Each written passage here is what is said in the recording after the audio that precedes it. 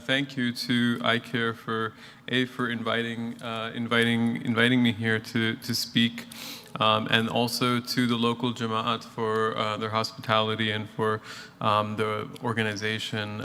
It's been great, and I'm really grateful for the opportunity to see old friends, people I've known for a long time, and spend some time with them as well. And in honor of that, and in honor of everybody getting together, and of course every share has a double meaning, so I'll leave it to you to decode the double meaning. But as is my custom, I like to begin with a share. So tasadduq us karam ke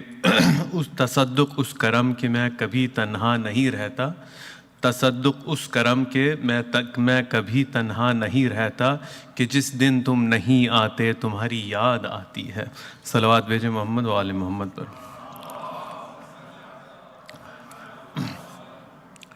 So it seems like most scholars who have or will present papers this weekend understand understand the title of the conference, God in the Modern World, to mean something like discussions about God in the modern world. But that's not how I understood the title of the conference. I took it literally. So what I want to talk about is the presence or the locus of God in the modern world. In other words, I'm going to talk about what is sometimes known in religious studies as sacred geography. Where is God? Now, of course, as the Quran says, وَلِلَّهِ الْمَشْرِقُ وَالْمَغْرِبُ فَأَيْنَمَا تُوَلُّوا فَثَمَّ وَجْهُ اللَّهِ. The east and the west belong to God. Wherever you turn, there is His face. Of course, this is true. But sacred geography explores those places where God's presence is, in a sense, more dense. And of course, there is no more dense manifestation of God in the modern world than Wajhullah alladhi ilayhi yatawajjahul awliya. Durood bheje Muhammad wa ali Muhammad par.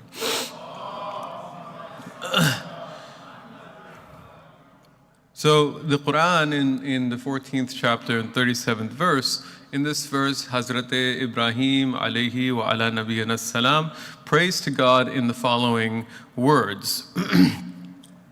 Our Lord, I have established some of my offspring in an uncultivated valley close to your sacred house, Lord, so that they may keep up the prayer.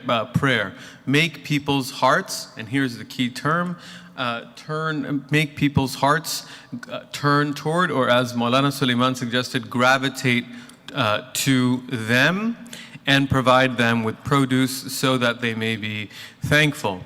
Now, if you're familiar with Arabic, or if you have the ayah in your mind, you realize that there's a switching of the pronoun here. And when Imam Muhammad al-Baqir alayhi salam, he's reported to have said that God didn't mean the sacred. Can we go to the next slide? God didn't mean the sacred house, or else he would have said, turn to it. Then Imam al-Baqir swears to God and he says, we are what Hazrat Ibrahim called the people to. So in light of the Imam's explanation and other parallel ahadith, Shii scholars have raised the possibility that this verse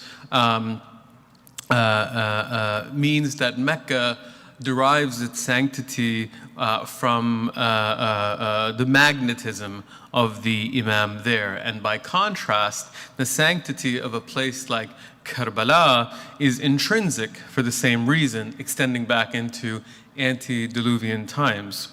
Now, although it may seem peculiar at first, the underlying attitude towards sacred space, or this underlying attitude towards sacred space, is relatively commonplace. Can we go to the next slide?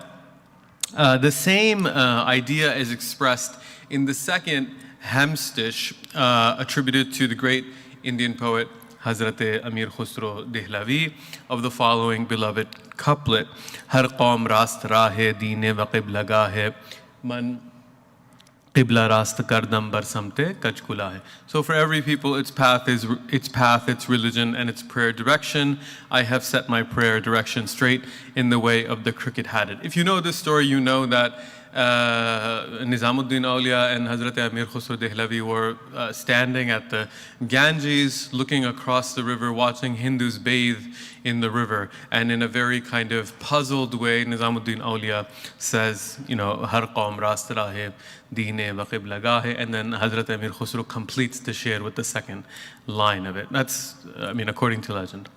So it's therefore surprising that scholars continue to privilege Mecca and Medina in accounts of the sacred geography of Islam, such as a very widely used textbook in American universities by Prof, which is the first edition was published in 2020 on world religions.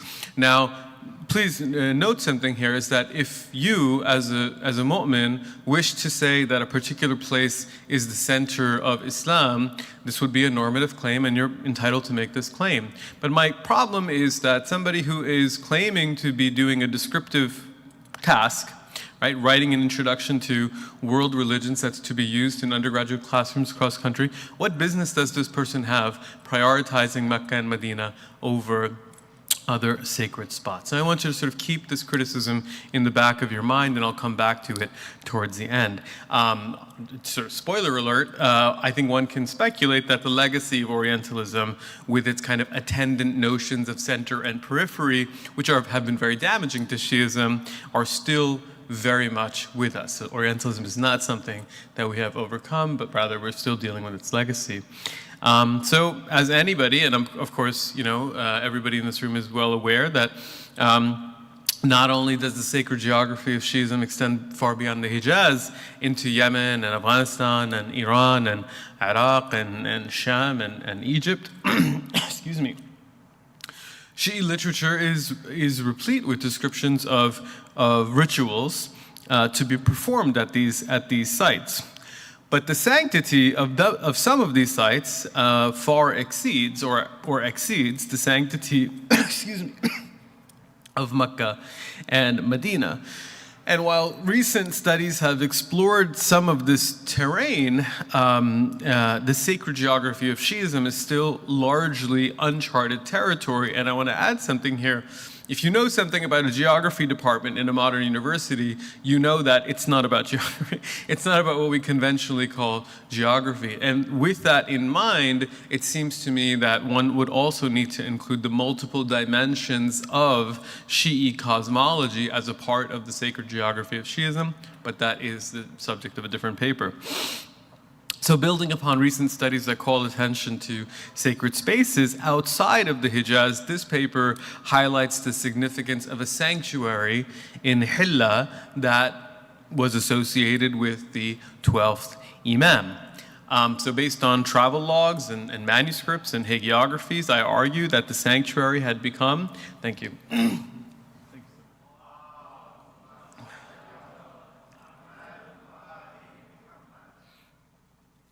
Based on travelogues and manuscripts and hagiographies, I argue that the sanctuary had become an important element of Imami identity by the end of the 14th century.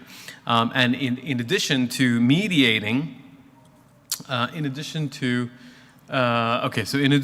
mediating the relationship between believers and their vanished Imam, it was imagined as a place where the faithful would be vindicated, their enemies disgraced, and the sick healed. And by drawing attention to a site that is rarely, if ever, recognized as being part of the sacred geography of Shiism, including by Shiis themselves, very few people, when they go for ziyara, to go to the maqam of Sahib al-Zaman in Hillah, they may go to other maqamat, but in my experience, few people go here. Something that's rarely, if ever, acknowledged as being part of the sacred geography of Shiism, this paper, I think, contributes to an expansive notion of Islam's sacred geography, and in doing so, seeks to decenter Orientalist narratives about center and periphery. So first, the city of Hillah itself holds a unique place in Shii lore. So according to Shii sources, when Amir al-Mu'mineen reached Safin, he stopped on a solitary hill and he pointed toward a thicket near Babel, and he said, "A city, what a city, Madinatun wa ayu Madinatin." When he's asked to clarify the meaning of this cryptic remark, he says, there will be a city here called Al-Hillah Al-Sayfiyya that a man from the Banu Asad will build. In it, an excellent people will emerge. If one of them were to swear by God, then God would fulfill this oath. Incidentally, that's the dedication in my book. إلى قوم أخيار لو أقسم أحدهم إلى الله لأبر قسمه. I think many people assume, not that I mind, but many people assume that that was a dedication to the Imams. In fact, it was a dedication to the ulama of Hillah, but I suppose it doesn't matter that much. Salawat bihi Muhammad wa ali Muhammad.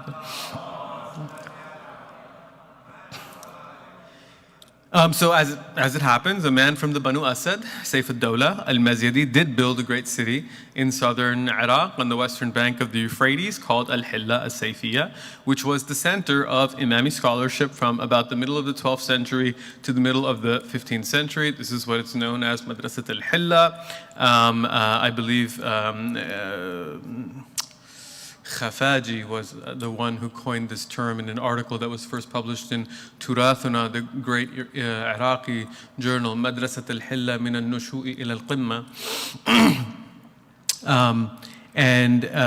But despite its significance, aside from a very few scattered remarks, we don't really know much about the religious topography of the city during this period.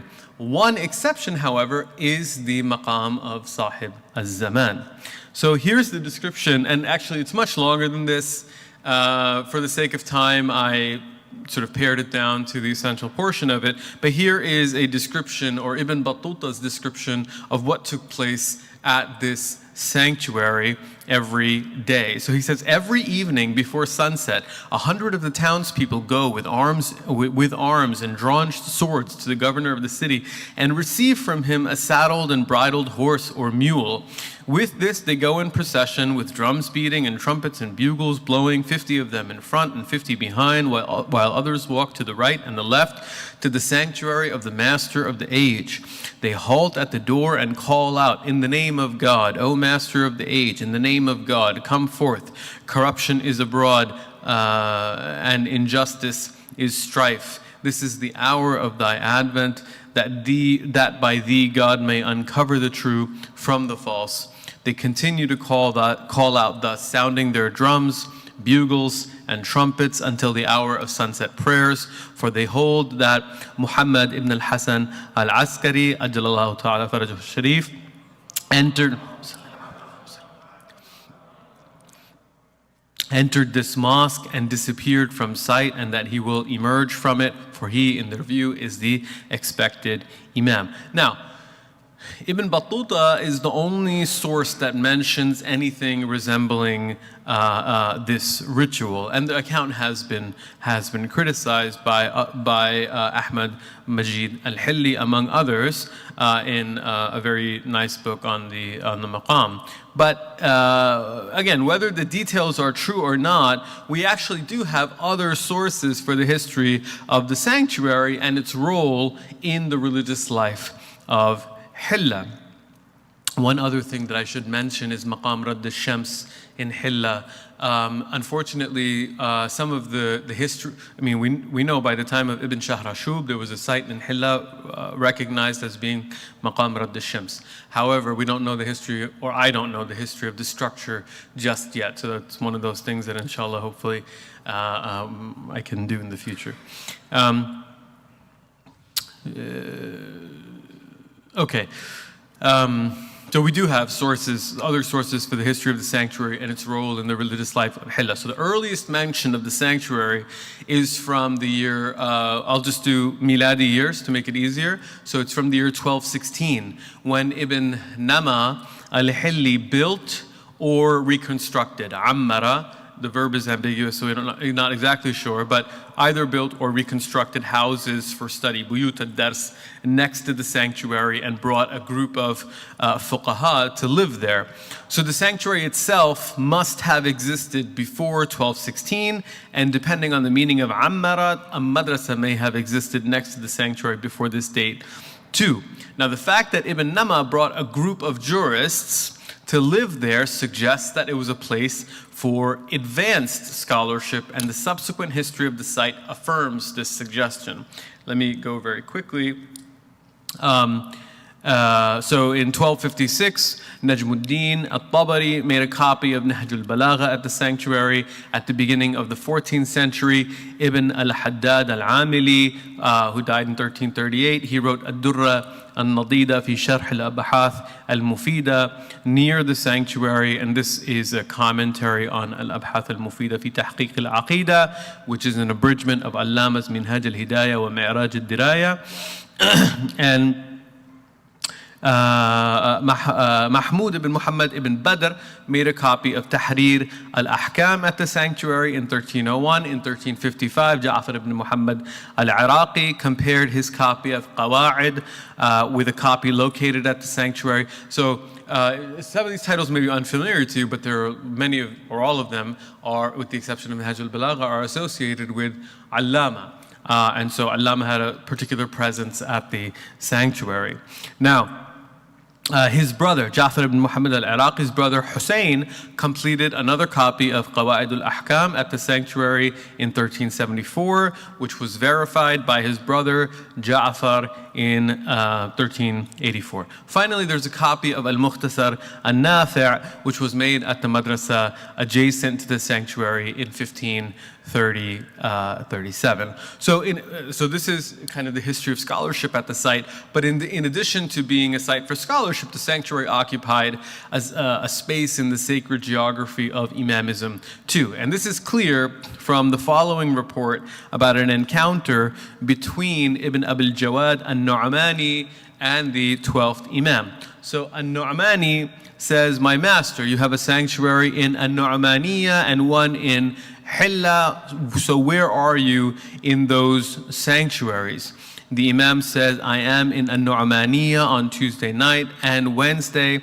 On Friday and Thursday night I am in Hillah, but the people of Hillah do not behave properly at my sanctuary. No one enters my sanctuary with decorum, behaving properly, greeting me and the Imams, blessing me and them 12 times, then performing 2 rak'ah of salat with 2 chapters of the Quran, one in each cycle after the Fatiha, confiding in God in each rak'ah with fervent prayer, but that God, may He be exalted, grants him what he asks, one of which is forgiveness." And Nu'mani says, "My master, teach me that fervent prayer." And the Imam says, "Say, O God, you have chastised me until hardship befell me, and you are the most merciful of those who have mercy. Though the sins I have committed merit many times as much chastisement, you are gentle, patient. You forgive so much that your forgiveness and your mercy outstrip your punishment." Nu'mani says, he repeated it to me 3 times and I memorized it. Now, this encounter is related by Ibn al-Khazin al-Ha'iri, who studied under a Shaheed. Shaheed, of course, dies in 1384.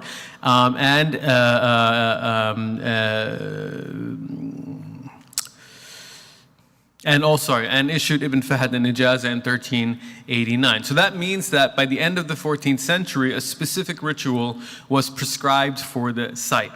And although there's practically no information about Ibn Abil Jawad al-Nu'mani, based on the fact that Ibn al-Khazin al-Ha'iri related the encounter, he may belong to the 14th century as well. And that would make sense, because as the history of scholarly activity at the site also indicates, the 14th century seems to have been something of a heyday for the sanctuary. So in a book, a very important book, called As-Sultan al-Mufarrij an Ahl al-Iman, which appears to have been written in 1387 by Sayyid Bahauddin ibn Abdul Karim al-Nili, who died in 1400. He relates 3 miracles that took place. We have to differentiate between mu'jiza and karama because of the previous. These are karamat, not mu'jizat. So he relates 3 miraculous incidents that took place at the sanctuary in the 14th century. So in the first story, there's a man from Hillah whose name is Abu Rajih al-Hammami, and he's brought before the ruler of Hillah for cursing the companions. He's beaten severely and he's left for dead. The next morning, he's found in perfect health, performing the ritual prayer with no signs of the brutal beating he received the day before. Now, when he's questioned about his condition, He says, when death was inevitable and I no longer had a tongue with which to supplicate God, may He be exalted, I asked with my heart and sought help from my Lord and Master, Sahibul Zaman. When night fell upon me, all of a sudden there was an abode filled with light, and there was my Master, Sahibul Zaman. He passed His honorable hand over my face and said, rise and return to your family, for God, may He be exalted, has healed you. I awoke in the state that you see. Sallu ala Muhammad wa ali Muhammad. The second story involves two men. Now, this is where we may be entering into tropological territory, but in any case, the second story involves two men, an Imami named Ibn al-Khattab and a Sunni called Uthman, who argued constantly, as one might expect. And in a public gathering at the sanctuary of the Prophet Hazrat Ibrahim, Ibn al-Khattab challenges Uthman. He says, I will write the names of those whom I love on my hand, and they are Ali, Hasan, and Hussein, and you write the names of those whom you love, Abu Bakr, Umar, and Uthman. Then my hand will clasp your hand, and whichever hand burns with fire is wrong, and whichever hand remains unharmed is right. Uthman shirks from this challenge and refuses to participate, whereupon the crowd that has gathered begins shouting at him. Uthman's mother hears the commotion and comes to her son's defense, cursing the crowd. She's instantly blinded, though her eyes appear to be fine. She's taken to the physicians of Baghdad. In these stories, the physicians are always from Baghdad. But he's taken to the physicians of Baghdad and Hillah for treatment, but they cannot do anything for her. Some of her friends, who are Imami women, tell her that the one who blinded her is the Qa'im. The guarantee that if she were to become Shii, express love for the house of the Prophet, and express enmity for their enemies, then God would heal her. She accepts their proposal, and they take her to the sanctuary of the 12th Imam on Thursday night. She's brought inside the sanctuary, and the rest of the women sleep outside. When a quarter of the night has passed, she emerges healed and rejoices with her friends. When questioned about what happened inside the sanctuary, she says, when you placed me in the sanctuary and left, I felt a hand on my hand. Someone said, arise, for God, may He be exalted, has healed you. My blindness was lifted, and I saw the sanctuary filled with light. I saw a man to whom I said, who are you, my Lord? He said, Muhammad ibn al-Hasan, and disappeared. After this incident, which is said to have taken place in 1323, she and her son Uthman became Shii. Sallu ala Muhammad wa ali Muhammad. So in the third and last story, Jamaluddin al-Zahdari is afflicted with semi-paralysis, falij, and his grandmother treats him with every known remedy but to no avail. She takes him to physicians in Baghdad who treat him for a long time, but nothing comes of their treatment either. Someone advises her to take her grandson to the sanctuary of the 12th Imam, which she does, and he's cured. And then later on, when he tells the story, al-Zahdari says that he was lying in the sanctuary when the 12th Imam told him to rise. He said, my Lord, I have not been able to stand for 2 years. And the Imam said, rise by God's leave. May He be exalted, and helped Zahdari stand. So what these stories tell us, and they may tell us more than what I'm about to say, but at the very least, what they tell us is that by the end of the 14th century, when Sultan al-Mufarrij was completed, the sanctuary had become an important element of a localized imamism. It mediated the relationship between believers and their vanished imam, and it was sanctified by a specific ritual that ensured one's prayers were answered and sins forgiven. It was imagined as a place where the faithful would be vindicated, their enemies disgraced, and the sick healed. Perhaps what these stories reveal more than anything else is a desire to memorialize a city past its zenith, a city that at the turn of the 14th century was beginning to lose its place at the center of Imami learning and would soon be outshone by the luminaries of Jabal Amil. Now I have something to say about the subsequent history of the sanctuary, but I'm not going to say that for the sake of time. If you're super interested, you can catch me afterwards and I can explain it to you. But in conclusion, so those of you who are Pakistani, you know that it's not uncommon to hear the following joke in Pakistan. A Pakistani man who has finally saved enough money to make the pilgrimage to Mecca, the Hajj, stands before the Kaaba in awe, and tears are rolling down his face. He takes his cell phone out, he calls his mother, and he says, I finally made it. please go to the shrine of Data Ganj Bakhsh and pray for me. Right? So among other things, the joke exemplifies how the legacy of Orientalism has distorted the relative significance of spaces in the sacred geography of Islam. It's well known that Shi'is regard the pilgrimage to Karbala as being more meritorious than the supererogatory Hajj. Although the sanctuary of the 12th Imam in Hillah never acquired the status of a Karbala or a Najaf, it was nevertheless an important sacred space, especially for the Shia of Hillah. And by calling attention to this little-known site, its history, and its role in the religious and socio-political life of Hillah, I hope that this paper contributes to an expansive notion of the sacred geography of Islam. Wassalamu alaikum wa rahmatullahi wa barakatuh.